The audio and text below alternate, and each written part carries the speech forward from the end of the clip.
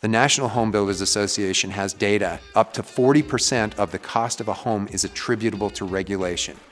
40% of the cost of a home.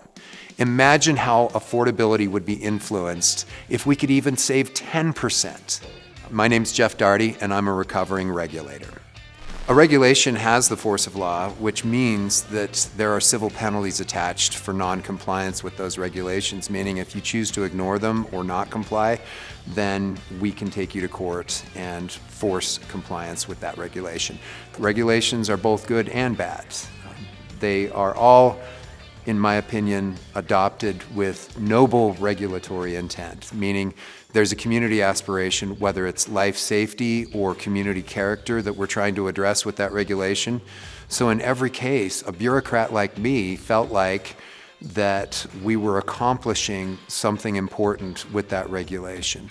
The problem occurs when they add up over decades of time, and the associated costs with those are crushing. When I first started my career, the regulations were in a 3-ring binder that was that thick.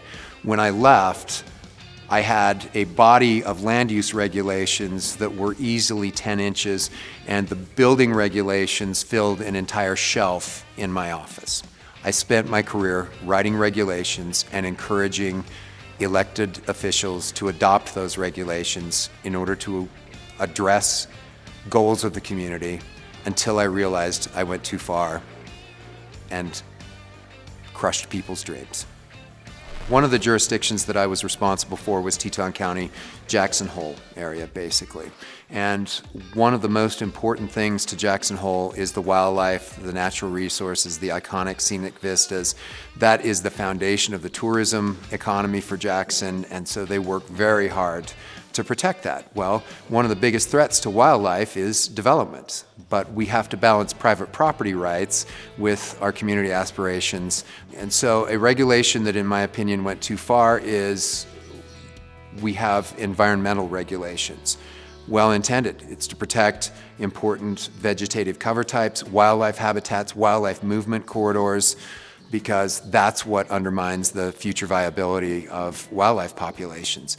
Well, the problem is some subdivisions can absolutely handle the research and the analysis that goes along with quantifying and understanding and avoiding the impacts.